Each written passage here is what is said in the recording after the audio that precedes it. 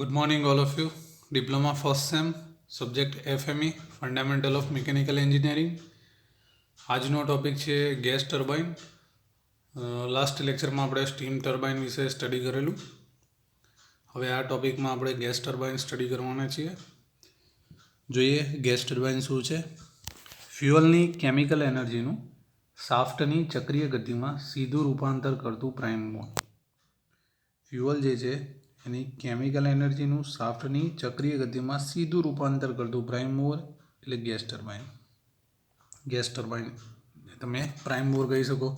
Steam turbine છે એ બી એક prime mover છે. ઓકે, તો ફ્યુઅલની અંદર કઈ એનર્જી હોય? કેમિકલ એનર્જી હોય.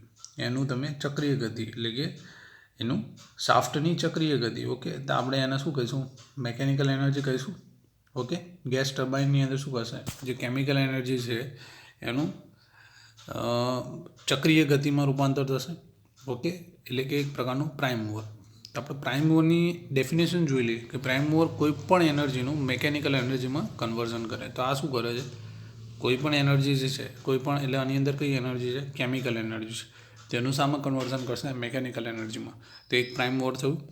ઓકે, ઇતિહાસ જોઈએ એનો તો 1791માં જ્હોન બાર્બરે ગેસ ટર્બાઇન દ્વારા પ્રાઇમ મૂવર તરીકે ગેસ ટર્બાઇનની વિશેષતાઓને ધ્યાન ઉપર આવી. પરંતુ એ સમયે ઉચ્ચ તાપમાને કાર્ય કરતી ધાતુ વિશે અજ્ઞાનતા હતી. એરોડાયનેમિક શાસ્ત્રના જ્ઞાનના અભાવે કોમ્પ્રેસર અને ટર્બાઇનની ઘણી ઓછી કાર્યદક્ષતા, લો એફિશિયન્સી જેવા મુખ્ય બે પ્રશ્નોને કારણે ગેસ ટર્બાઇન નેગેટિવ કાર્ય આપતા હતા. આમ શરૂઆતમાં સમયગાળામાં ઓટો એન્જિન્સ અને ડીઝલ એન્જિનની સરખામણીમાં ગેસ ટર્બાઇન બહુ પ્રચલિત થયા નહીં. પરંતુ ઈસવીસન 1930થી 1950નો જે સમયગાળો જે છે એમાં એરોડાયનેમિક જે ક્ષેત્ર જે છે એની અંદર જ્ઞાનના કારણે ઊંચી નોલેજ મળ્યું. એરોડાયનેમિક વિશે રિસર્ચ થયું. તો એના કારણે હાઈ એફિશિયન્સીવાળા ડાયનેમિક કોમ્પ્રેસર ટર્બાઇનની ડિઝાઇન શક્ય બની. ઓકે, તેમજ સાથે સાથે મેટલર્જિકલ ક્ષેત્રે પણ રિસર્ચ થયું ઘણું બધું. અને એના કારણે પણ જે મેટલ્સ જે છે એનું એલોયસ જે છે એનું બી નોલેજ મળ્યું. એટલે એ બી શોધ શક્ય બની. એના કારણે શું થયું? તો એફિશિયન્સી વધી. ઓકે, ડાયનેમિક કોમ્પ્રેસર બન્યા. કેમ? કારણ કે એરોડાયનેમિક ક્ષેત્રની અંદર રિસર્ચ થયું. ઓકે, અને જે મેટલ્સ જે છે જે મેટલનું એનું કન્સ્ટ્રક્શન થવાનું હતું તો મેટલર્જિકલ ક્ષેત્ર પણ એનો વિકાસ થયો. બંને પ્રશ્નો હલ થવાથી સેકન્ડ વર્લ્ડ વોર હતું જે એટલે કે દ્વિતીય વિશ્વયુદ્ધ હતું એના સમયગાળાની અંદર મિલિટરી જરૂરિયાતને કારણે એરક્રાફ્ટ ગેસ ટર્બાઇનનો ઘણો ઝડપથી વિકાસ થયો. 1930માં બ્રિટિશ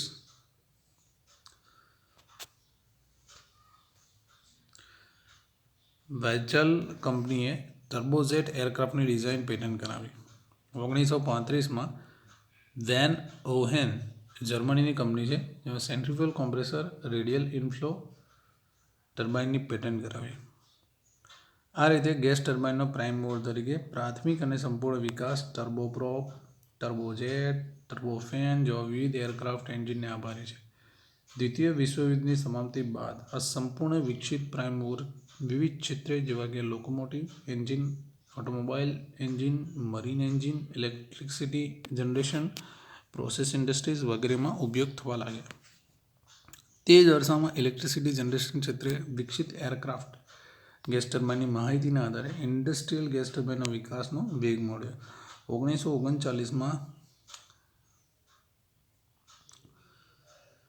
બ્રોન બોવરી જે સ્વિટ્ઝરલેન્ડની કંપની છે જેમાં ઇમરજન્સી ઇલેક્ટ્રિક પાવર સપ્લાય માટે 4000 કિલોવોટનો 18% એફિશિયન્સીવાળો industrial gas turbine plant working કર્યો. ઓકે, આમાં 200 કિલોવોટ ક્ષમતાનો ક્લોઝ સાયકલ ગેસ ટર્બાઇનનો પ્લાન્ટ એસ્સાર વેસ કંપનીએ કાર્યાન્વિત કર્યો.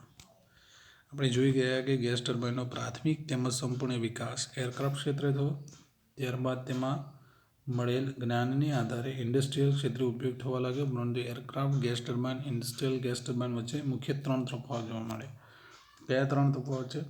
Industrial gas turbine aircraft gas turbine કરતાં વધુ સર્વિસ લાઈફ, એન્જિનનું જે સાઇઝ જે છે, વેઇટ જે છે, એના પરિબળો ઇન્ડસ્ટ્રીયલ ગેસ ટર્બાઇનમાં નજીવું મહત્વ.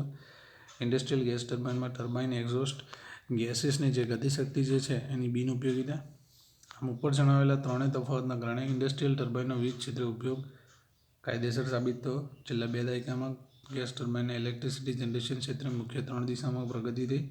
એન્જિન યુઝની ક્ષમતામાં વધારો 50 થી 100 મેગાવોટ, કાર્યક્ષમતા 37 થી 40, કોસ્ટમાં ઘટાડો 5000 થી 7000. અત્યારે ગેસ ટર્બાઇનની પ્રાઇમ મૂવર તરીકે કેટલીક ખાસ વિશેષતાઓને કારણે તેનો પ્રાથમિક સ્વરૂપે peak load power plant, emergency power plant, standby power plant તરીકે ઉપયોગ થઈ રહ્યો છે. પરંતુ steam power plant, hydel power plant, nuclear power plant માટેની અનુકૂળ પરિસ્થિતિઓના કારણે gas turbine base load power plant તરીકે બહોળો પ્રમાણમાં ઉપયોગ થતો નથી. હાલમાં cogeneration combine cycle total energy કોન્સેપ્ટને ધ્યાનમાં લેતા ગેસ ટર્બાઇનનો ઉપયોગ બેઝ લોડ પાવર પ્લાન્ટ તરફ સીધી પણ મક્કમ ગતિએ આગળ વધી રહ્યો છે. તો આ જે તમે બધું જોયું એ બધું ગેસ ટર્બાઇનની હિસ્ટ્રી હતી. પણ એક્ઝામની અંદર આ બધી હિસ્ટ્રી તમને નહીં પૂછાય, આ ખાલી જાણકારી માટે હતી. ઓકે, એક્ઝામની અંદર ગેસ ટર્બાઇન શું છે એ ખાલી એનું ડિફાઇન પૂછી નાખે, ડિફાઇન ગેસ ટર્બાઇન, તો એની અંદર તમારે એની ડેફિનેશન લખવાની. ગેસ ટર્બાઇન શું કરે તો કેમિકલ એનર્જીનો યુઝ કરે અને શું કરે મિકેનિકલ એનર્જીમાં કન્વર્ટ કરે. ઓકે, અને અલ્ટિમેટલી તમારે જે ઇલેક્ટ્રિસિટી જે તમારે જોતી હોય તમને મળે. ઓકે, ફાઇનલ એનો અલ્ટિમેટલી શું ગોલ છે ટુ જનરેટ ઇલેક્ટ્રિસિટી. હવે કઈ રીતે થાય છે આપણે જોઈએ.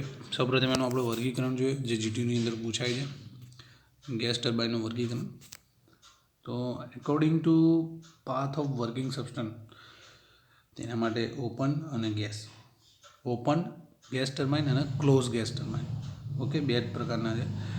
According to process of heat absorption, તેમાં કોન્સ્ટન્ટ પ્રેશર આવશે અને કોન્સ્ટન્ટ વોલ્યુમ આવશે. ત્રીજું છે સ્ટીમ ટર્બાઇનની માફક ગેસ ટર્બાઇન પર ઇમ્પલ્સ કે રિએક્શન હોઈ શકે જે સિંગલ સ્ટેજ કે મલ્ટી સ્ટેજ હોઈ શકે, સિંગલ સ્ટેજ કે મલ્ટી સ્ટેજમાં હોઈ શકે. તેનું વર્ગીકરણ મરીન ટર્બાઇન, એરક્રાફ્ટ. આપણે આ બે યાદ રાખશું અને એમાંય ખાસ કરીને આ યાદ રાખશું, ઓપન સાયકલ ગેસ ટર્બાઇન અને ક્લોઝ સાયકલ ગેસ ટર્બાઇન.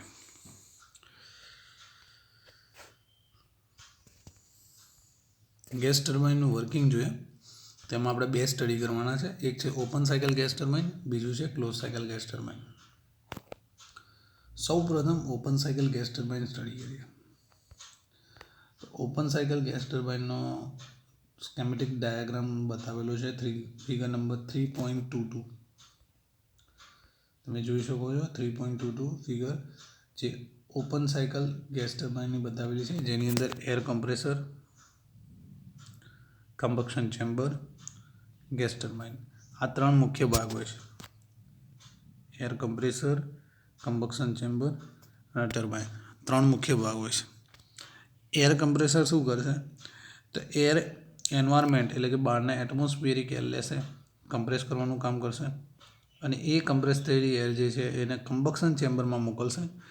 કમ્બક્શન ચેમ્બરની અંદર શું થશે તો ફ્યુઅલ એટલે કે કેમિકલ એનર્જી જે હશે એનો યુઝ થશે. જેમ કે તમે ગેસનો યુઝ કરો છો તો ગેસ, ઓકે, કમ્બક્શન થશે. ઓકે, કમ્બક્શન થયા પછી એ જે એનર્જી છે એને ગેસ ટર્બાઇનમાં મોકલવામાં આવશે. એની સાથે તમે જનરેટર જોઈન કરેલું હોય. ઓકે, અને ગેસ ટર્બાઇન ફરી પાછું એ જે એક્ઝોસ્ટ ગેસીસ જે છે એ ફરી પાછા એન્વાયરમેન્ટમાં છોડી દેવામાં આવશે. ઓકે, અને પાવર ક્યાંથી મળશે? શાફ્ટ જોડેલી હશે જે ગેસ ટર્બાઇન અને એર કમ્પ્રેસરને ચલાવશે. ઓકે, તો આ ઓપન છે. ઓકે, આનું કેવું છે એટમોસ્ફિયરમાંથી એર લેશે અને એટમોસ્ફિયરમાં જ તમારા એક્ઝોસ્ટ ગેસીસને છોડી દેશે. ઓકે, જોઈએ હવે કેમનું વર્કિંગ હોય છે. તો ઓપન સાયકલ ગેસ ટર્બાઇન ફિગરમાં આપણે જોઈએ એ પ્રમાણે આંતરિક દહન એન્જિન મુખ્ય ત્રણ ભાગો છે, કમ્પ્રેસર છે, કમ્બક્શન ચેમ્બર છે, ગેસ ટર્બાઇન વાતાવરણમાંથી હવા કોમ્પ્રેસરમાં એ આપણે જોઈએ એ પ્રમાણે એટમોસ્ફિયરિક એર લેશે.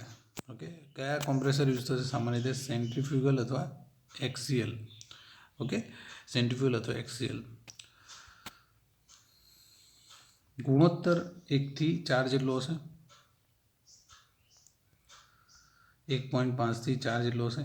કોમ્પ્રેસર ટર્બાઇનમાં મળતા પાવર દ્વારા ચલાવવામાં આવે છે. કોમ્પ્રેસરમાંથી બહાર આવતી હાઈ પ્રેશર હવા એર કમ્બક્શન ચેમ્બરમાં મોકલવામાં આવશે, જ્યાં એનું બળતણ તરીકે ઉપયોગ થશે. ઓકે, બળતણનું દહન થશે એટલે ગરમ વાયુઓ પેદા થશે. ઓકે, અને એ ગરમ વાયુઓ પેદા થશે એના કારણે શું થશે, જે પ્રેશર જે છે કોન્સ્ટન્ટ રહેશે. ઓકે, ઉચ્ચ તાપમાન અને ઉચ્ચ દબાણવાળા વાયુઓ ટર્બાઇનમાં દાખલ થશે, ત્યારબાદ એનું એક્સપાન્શન થશે. કાઇનેટિક એનર્જી વધશે. કાઇનેટિક એનર્જી જે છે એનું ટર્બાઇન રોટર દ્વારા મિકેનિકલમાં રૂપાંતર થશે. ઓકે, કુલ પાવરમાંથી 60% પાવર કોમ્પ્રેસર ચલાવવા માટે વપરાશે. ઓકે, અને 40% પાવર જે છે એ શાફ્ટ પર લોડ માટે મળશે. ઓકે, કુલ પાવરમાંથી લગભગ 60% પાવર કોમ્પ્રેસર ચલાવવા, 40% પાવર શાફ્ટ પર જે લોડ જે છે એના માટે મળશે. આ પ્રકારના ટર્બાઇનમાં દરેક સાયકલ દરમિયાન ફ્રેશ હવા લેવામાં આવશે. નિષ્ક્રાસ વાયુઓને વાતાવરણમાં છોડી દેવામાં આવશે. ઓપન સાયકલ કહેવામાં આવે છે. ઓકે, હવે આપણે જોઈએ close cycle. Close cycle gas turbine તમે જોઈ શકો છો. Figure number 3.23 simple close cycle gas ટર્બાઇનની ફિગર છે. આની અંદર એક શું એડિશન થશે, તો આની અંદર હીટ એક્સચેન્જર એડ થશે. ઓકે, જ્યારે ઓપનમાં હીટ એક્સચેન્જર ના હોય, આની અંદર હીટ એક્સચેન્જર એડ થશે. એટલે કે એટમોસ્ફિયરમાં કંઈ છોડવામાં નહીં આવે. એક્ઝોસ્ટ ગેસીસને એટમોસ્ફિયરમાં નહીં છોડવામાં આવે. એક્ઝોસ્ટ ગેસીસને ફરી યુઝ કરવામાં આવશે. ઓકે, બાકી function same to same. Air compressor છે, કમ્બક્શન ચેમ્બર છે, ગેસ ટર્બાઇન છે. ખાલી એડ શું થયું, heat exchanger. Okay, coolant in coolant out. Heat exchanger આપણે જોઈએ કેમનું વર્ક કરે છે. ક્લોઝ સાયકલ ગેસ ટર્બાઇન ફિગરમાં બતાવ્યું છે. બેઝિકલી ભાગ છે compressor, combustion chamber, gas turbine. Compressor, combustion chamber, gas turbine, cooler, heat engine. Okay, એનું સેમ વર્કિંગ સબસ્ટન્સને ફરી કરીને ઉપયોગમાં લેવામાં આવે છે. ઓકે, વર્કિંગ સબસ્ટન્સ જે છે એને ફરીને ઉપયોગ કરવામાં આવે છે. ઓકે, જે વર્કિંગ સબસ્ટન્સ છે એનો ફરીને ઉપયોગ કરવામાં આવશે. વર્કિંગ માધ્યમ તરીકે હવા અથવા અન્ય વાયુ જેમ કે આર્ગોન, હિલિયમ વગેરે ઉપયોગ કરવામાં આવશે.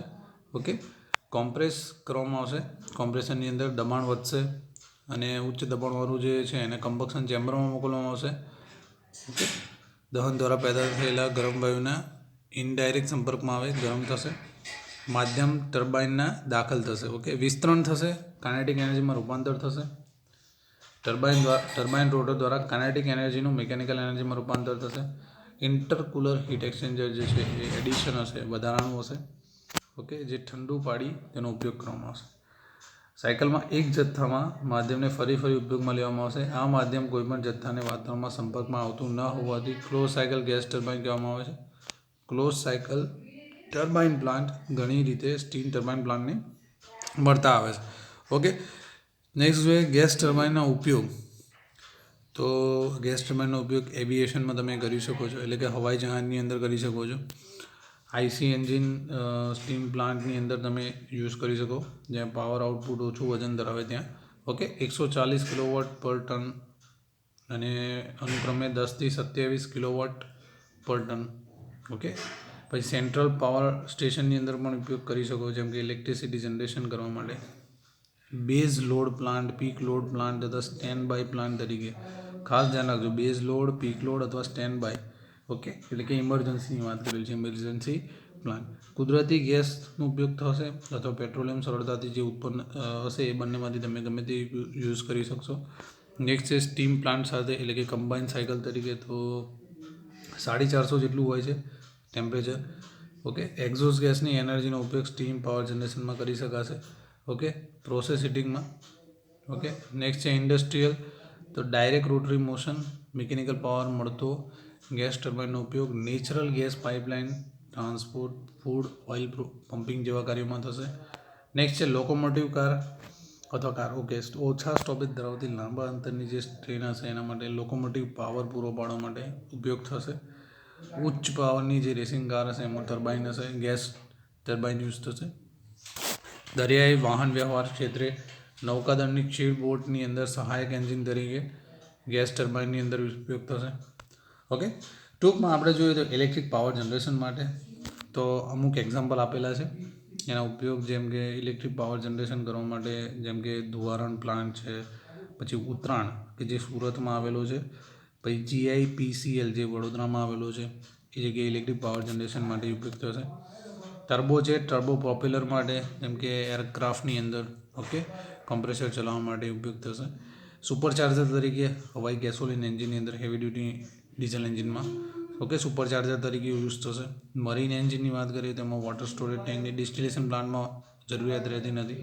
રેલવે એન્જિન 1941માં પ્રથમ ગેસ ટર્બાઇન વડે તમે ચાલુ કરેલું. કમ્બાઇન સાયકલ પ્લાન્ટની ઓવરઓલ ક્ષમતા 45% જેટલી છે. સ્ટીમ પાવર પ્લાન્ટ સાથે ગેસ ટર્બાઇન પાવર પ્લાન્ટ થશે. તો આ સાથે આપણે આ ચેપ્ટર સ્ટીમ જનરેશન અને પ્રાઇમ મૂવર પૂરું કરીએ છીએ. Okay, good bye, thank you.